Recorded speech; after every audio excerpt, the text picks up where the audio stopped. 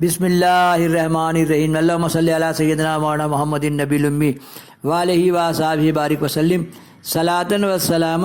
میں سید نعیم الدین یہ سدا بہار باتیں قربانی کے بارے میں ڈال رہا ہوں۔ سید عالم صلی اللہ علیہ وسلم کا طواف۔ مسجد حرام میں داخل ہوتے ہی آپ نے طواف فرمایا۔ جب حجر اسود اور رکن یمانی کے قریب پہنچے تو یہ دعا فرمائی، ربنا آتینا فی الدنیا حسنۃ وفی الآخرۃ عذاب النار۔ ہم تو پڑھتے ہیں یا اللہ مجھے حسین دنیا دیجیے، یا اللہ مجھے حسین آخرت دیجیے، یا اللہ عذاب قبر اور جہنم کے عذاب سے بچائیے۔ ربنا آتینا فی الدنیا حسنۃ وفی الآخرۃ عذاب النار۔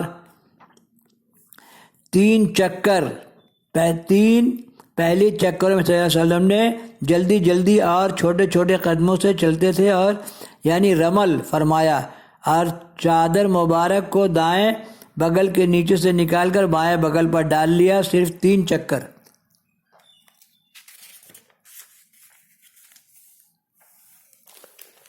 میں ایسا کیا۔ باقی 4 چکر عام چلنے کی صورت میں فرمائے۔ جب حجر اسود کے سامنے تشریف لاتے تو اس کو چوم لیتے۔ آج یہی طریقہ رائج ہے۔ اگر اس کے خلاف کرے تو طواف نہیں ہوگا، کیونکہ اس نے حضور علیہ السلام کا خلاف کیا۔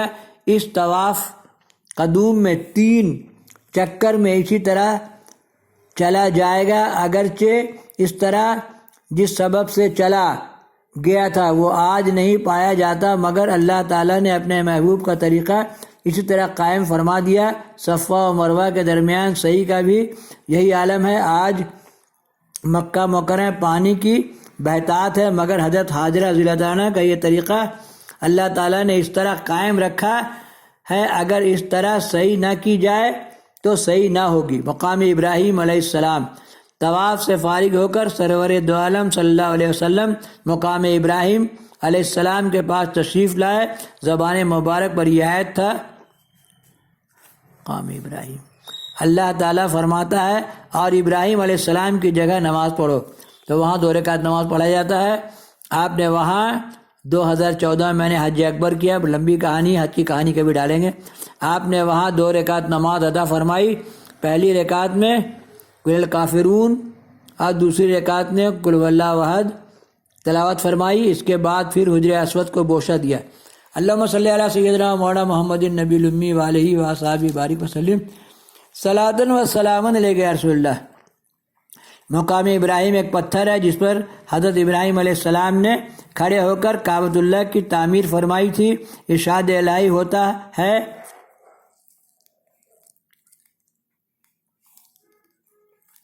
جب ابراہیم اور اسماعیل علیہ السلام کعبہ کی دیواریں بلند کر رہے تھے، جس پتھر پر کھڑے ہو کر ابراہیم علیہ السلام پتھر لگا رہے تھے، جیوں جیوں دیوار بلند ہوتی گئی وہ پتھر بھی بلند ہوتا گیا اور چاروں طرف پھرتا رہا۔ وہ پتھر کعبہ شریف کے سامنے رکھا ہوا ہے۔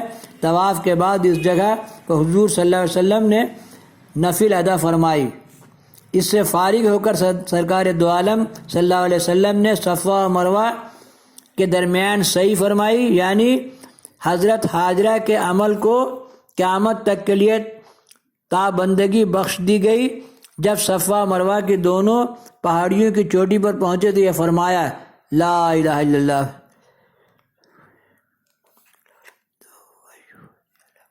شیء قدیر، لا الہ الا اللہ وحدہ لا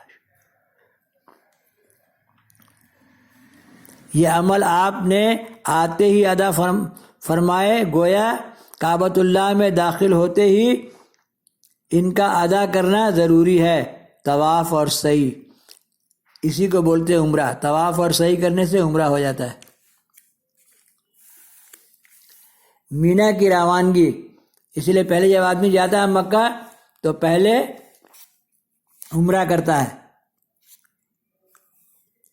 مینا کو روانگی، ذی الحجہ کی 8 تاریخ کو سرکار دو عالم صلی اللہ علیہ وسلم صبح طلوع آفتاب کے بعد مینا کی طرف روانہ ہوئے اور وہاں 5 نمازیں ادا فرمائی، ظہر، عصر، مغرب، عشاء اور فجر۔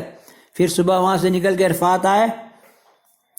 ذی الحجہ کی 9 تاریخ کو طلوع آفتاب کے بعد آپ مینا سے عرفات پہنچے مکہ شریف سے مینا 5 اور عرفات 12 کلومیٹر کے فاصلے پر واقع ہے۔ راستے میں مینا سے 2 میل آگے مکہ سے 7 میل کے فاصلے پر مزدلفہ ہے۔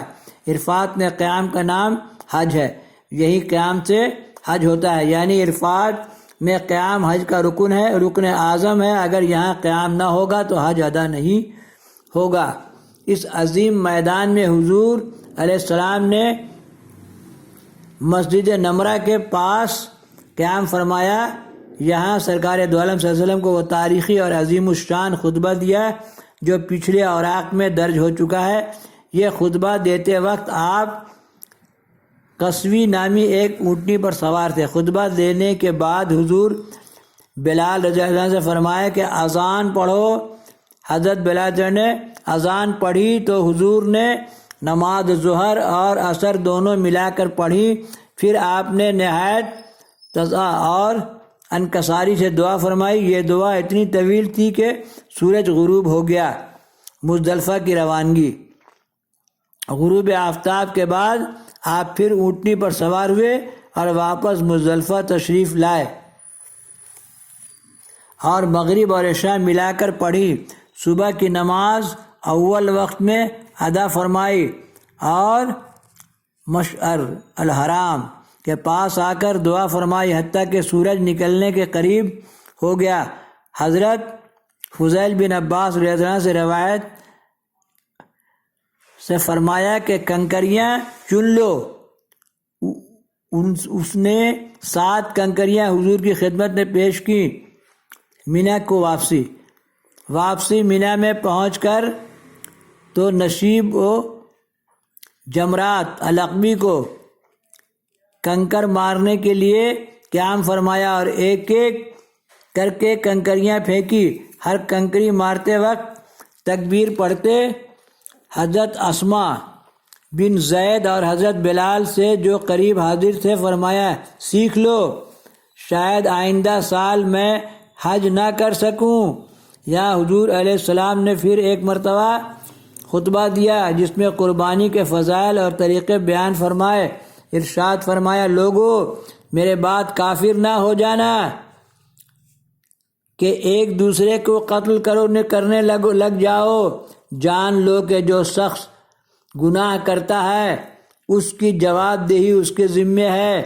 جو لوگ حاضر ہیں وہ ان لوگوں کو احکام بتائیں جو حاضر نہیں ہیں۔ قربانی۔ پھر آپ پہاڑ کے دامن میں تشریف لائے اور قربانی فرمائی۔ 63 اونٹ حاضر تھے۔ حضرت علی سے فرمایا کہ کھال اور گوشت مسکین میں تقسیم کر دو۔ پھر حجامت بنوائی۔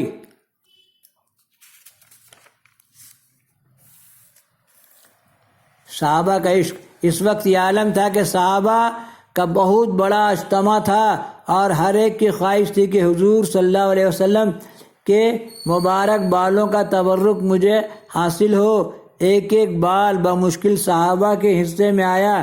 یہ صحابہ کی محبت تھی۔ حدیث پاک میں آتا ہے جب کبھی بھی حضور علیہ السلام وضو فرمایا کرتے تو صحابہ اس پانی کو زمین پر نہ گرنے دیتے جو آپ کے جسم پاک سے مس کر کے نیچے آ رہا ہوتا۔